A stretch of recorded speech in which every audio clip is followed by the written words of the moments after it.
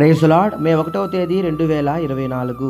ఈరోజు దేవుని వాక్యము సామెతల గ్రంథము 19వ అధ్యాయము 21వ వచనము. నరుని హృదయములో ఆలోచనలు అనేకములుగా పుట్టును, యెహోవా యొక్క తీర్మానమే స్థిరము.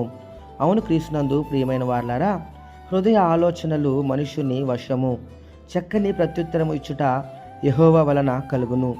ఒకని నడతలన్నీ వాని దృష్టికి నిర్దోషముగా కనబడును. యెహోవా ఆత్మలను పరిశోధించును.